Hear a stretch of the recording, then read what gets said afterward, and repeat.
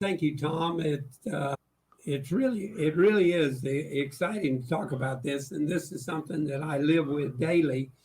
And I guess we need to get started here with the pandemic in 2021. All right, and all the things that happened, and everything was so disruptive, and things were changing, and we were going through a lot of disruption.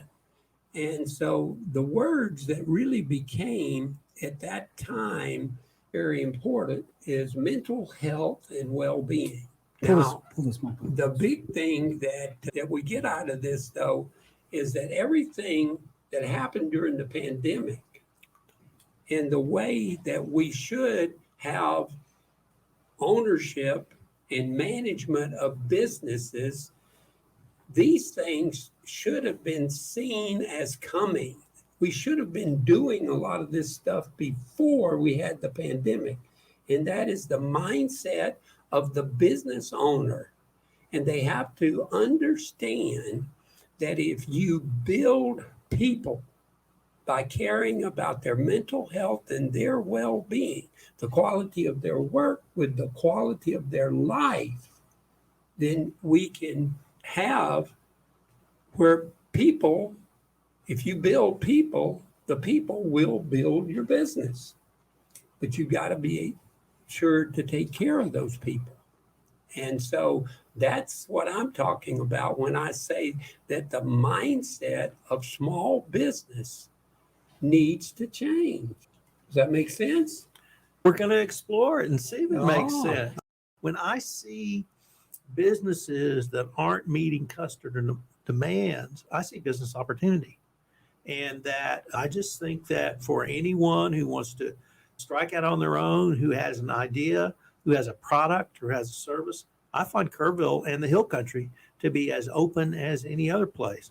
Now, they may be laughing behind my back, but I don't give a rat's ass. That's if I notice, and which I don't. I just think there's great opportunity here. And in terms of the economics of living here, I find those very reasonable, certainly compared to the city I moved here from. Infrastructure exists. We've got high-speed internet. We have obviously created a podcast network so we can market socially with social media content. So I just see a great opportunity here for literally anyone who wants to take advantage of it, whether that person grew up here or, as the four of us, we moved here from other cities. And indeed, if we wanted to pivot, you're as great an example as anyone I can think of a pivot. And I don't know how old you were then, but certainly over 60 when you pivoted into your current business. And you've created a striving, I would say, national business right here in Kerrville, changing kind of a focus from what you had grown up with professionally and have an opportunity to grow it really as large as you care to. So I just find great opportunity here, but I've said a lot. So what, Kenneth, can business owners do, in your opinion, to help satisfy some of the needs or concerns you've seen from local businesses and the way they treat their employees? Okay, and that's a great summary you did. First off, I believe that this area, and I think all businesses in the United States, I'd say from the disruption that we've had in COVID, is that the ones that identified that this is a time of disruption, but what does disruption bring is great opportunity. I think this is an outstanding time for great opportunity. So how do we approach it? Our mindset. Do we have the mindset for growing and great opportunity? I think that we're beginning to get that. All right. And the way I see this is that I personally believe that the things that I believe in should have been done before.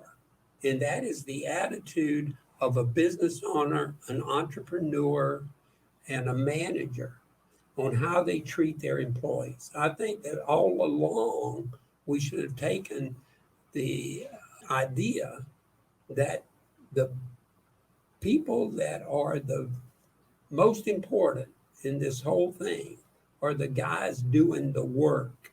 See, I believe that a manager or an owner or an entrepreneur should not be doing the work.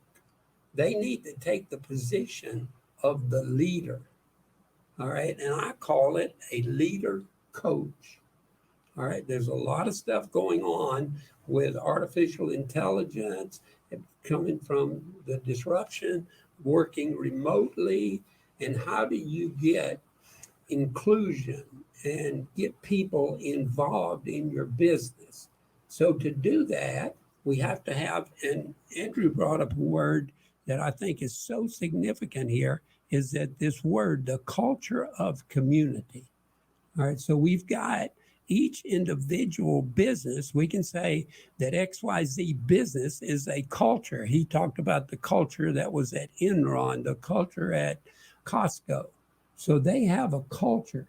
They even talked about Walmart and Walton. And when they died away, they lost some of the culture. But see, I believe that if the systems and the processes and the things that the company stands for and what they need to do is that culture with those systems in place, we should be able to predict what is going to happen.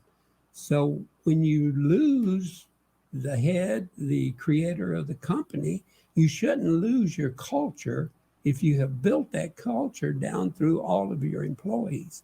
And it takes a leader that is going to take the position of being a coach for the employees.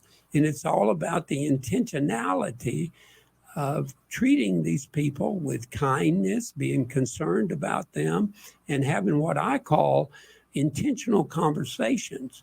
That's not where you say, I'm going to meet with you on 4:00 on Friday afternoon. No, that conversation, once it gets started, you keep it going by you meet at the water cooler or you meet in the lunchroom and you're asking your employees, how did the baseball game go with your son over the weekend? And so you're continually showing the people that you appreciate all the work they do. You appreciate them because you know what their goals are. You know who their family is. You get to know them. What is the best way to have a great conversation and a great relationship? Is for you to know the people and know what they do. So you appreciate them. And then you continue to inspire them to keep working toward those goals that you have in the business. And then the third part of this formula is the recognition. If somebody does a great job, recognize them and let them know that they do it.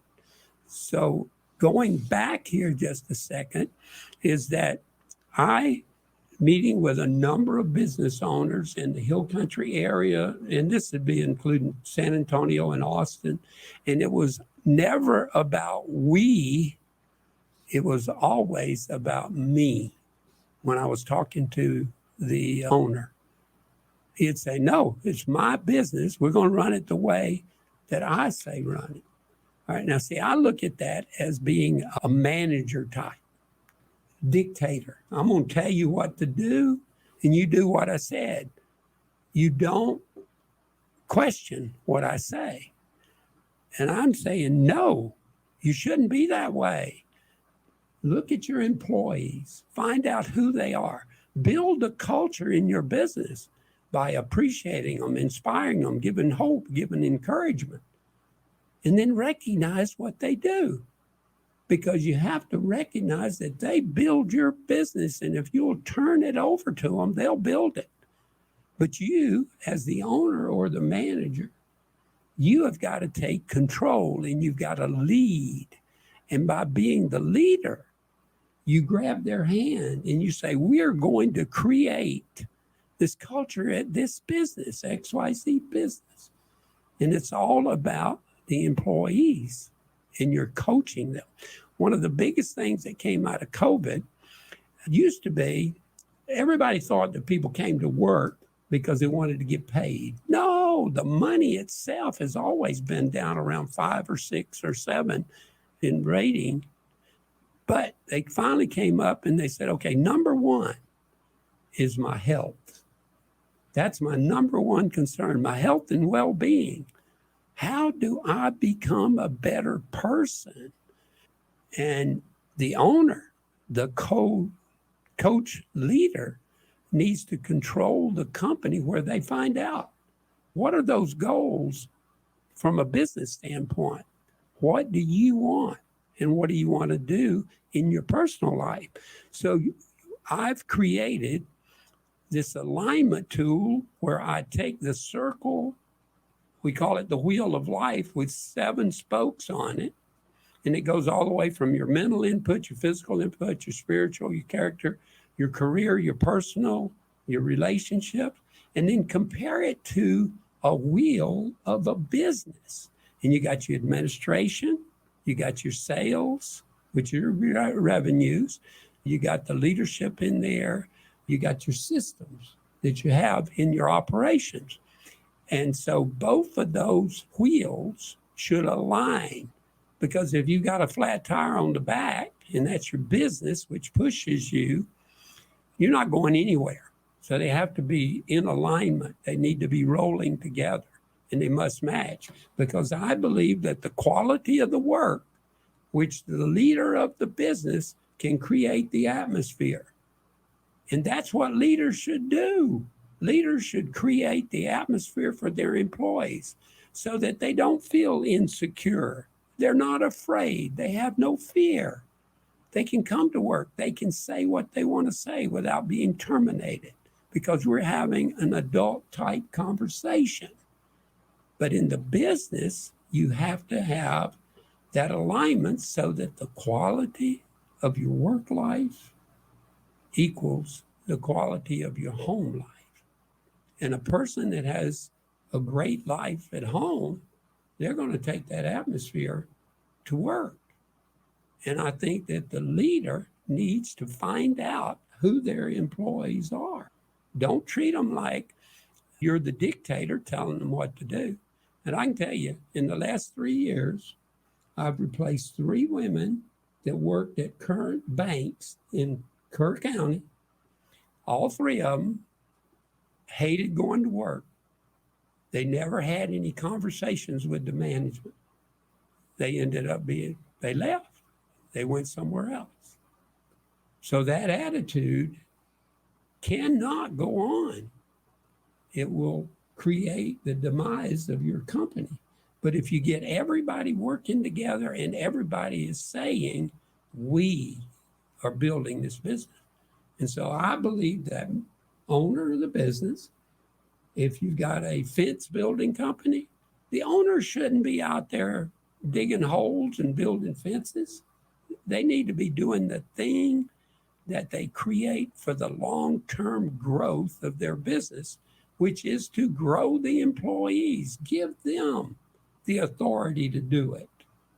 A leader and an owner needs to do the things that a leader and an owner should be doing, coming up with something new, adding it to the things that we're doing and sharing with other people.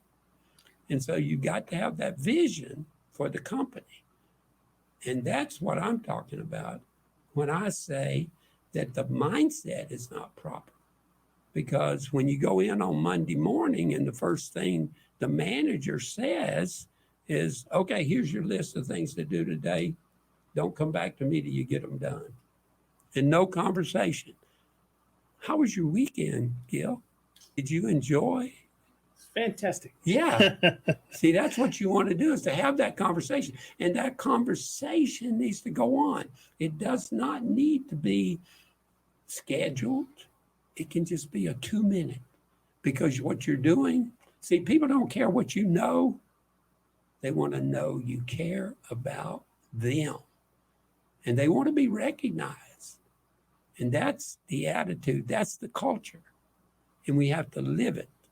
I think that's a great habit to do what you do, the same thing I do. It's called a mental model. So you're modeling what's going to happen all day today. I've got a meeting with Tom, and this is what we're going to talk about. You're manifesting it. Yes, it becomes manifested. But the biggest thing is that when you get up with that attitude every morning, getting ready to go, and that desire and everything that comes to you, If you read that book called The Circle of Gumption, that gumption gives you that desire. You get up in the morning. The biggest thing that gumption does is make you complete the end of the day. All right. But if you make the morning, you'll make your day. So you need to do that pretty early in the morning. Get up and have those things that energize you. I remember when I started in public accounting, I used to get up every morning and I played James Brown. I feel good. I was just all over the place in my house. I feel good. And my daughter, when she was 5, we did these affirmations, and she had one that she wrote when she was about 5 years old. And it says, I feel great. I feel fine. I feel this way all the time.